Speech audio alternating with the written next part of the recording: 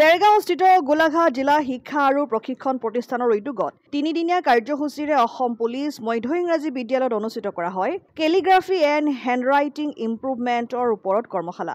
গোলাঘাট উত্তৰ আৰু কেন্দ্ৰীয় শিক্ষা খণ্ডৰ 50 গৰাকী নিম্ন প্ৰাথমিক বিদ্যালয়ৰ শিক্ষক-শিক্ষয়িত্ৰীয়ে অংশগ্ৰহণ কৰা কৰ্মশালাটিত সমল ব্যক্তি হিচাপে প্ৰশিক্ষণ প্ৰদান কৰে গুৱাহাটীৰ এনি ইউনিকি কেলিগ্ৰাফিৰ তুলসী প্ৰিয়া বৰদলৈ আৰু আফতাব ৰহমানে। মূলতঃ প্ৰাথমিক পৰ্যায়ৰ পৰাই ছাত্ৰ-ছাত্ৰীসকলৰ হাতৰ সুন্দৰ কৰি তোলাৰ ক্ষেত্ৰত গুৰুত্ব প্ৰদান কৰি জিলা শিক্ষা আৰু প্ৰশিক্ষণ প্ৰতিষ্ঠানৰ উদ্যোগত জিলাখনৰ ভিতৰতে প্ৰথমবাৰৰ বাবে অনুষ্ঠিত কৰা কৰ্মশালাখনিক লৈ শিক্ষক-শিক্ষয়িত্ৰীসকলো যথেষ্ট ফলপ্ৰসূ হোৱা বুলি অনুভৱ প্ৰকাশ কৰে।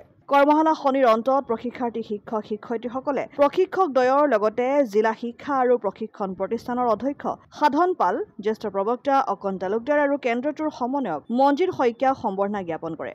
প্ৰাথমিক পৰ্যায়ৰ ছাত্ৰ-ছাত্ৰীসকলৰ হাতৰ আখৰৰ গঠনৰ সম্পৰ্কত যিটো প্ৰয়োজনীয়তা, সেই প্ৰয়োজনীয়তাটো অনুভৱ কৰি জিলা শিক্ষা আৰু প্ৰশিক্ষণ প্ৰতিষ্ঠান চমুকৈ ডায়েট গোলাঘাটৰ উদ্যোগত আমি তিনিদিনীয়াকৈ কেলিগ্ৰাফি এণ্ড হেণ্ডৰাইটিং ইম্প্ৰুভমেণ্টৰ এটা প্ৰশিক্ষণ কাৰ্যসূচী অনুষ্ঠিত কৰিছিলোঁ।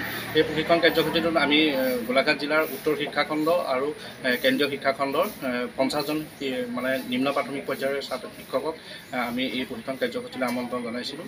আৰু এই সমগ্ৰ কাৰ্যসূচীটো আমাৰ ৰিচোৰ্চ পাৰ্চন হিচাপে আমি আমন্ত্ৰণ জনাই আনিছিলোঁ গুৱাহাটীৰ পৰা এনি ইউনিক কেলিগ্ৰাফিৰ চেয়াৰপাৰ্চন তুলসী প্ৰিয়া বৰদলৈ বাইদেউ আৰু ৰিচোৰ্চ পাৰ্চন আফতাব ৰহমান ছাৰক। তেখেতসকলে তিনিদিনীয়া কাৰ্যসূচীটো আমাক খুব সুন্দৰভাৱে পৰিচালনা কৰিলত সহায় কৰিলে।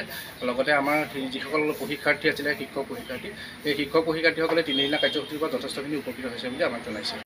দেৰগাঁৱৰ পৰা ইন্দুভূষণ মহন্তৰ ৰিপৰ্ট, অসম আদিত্য।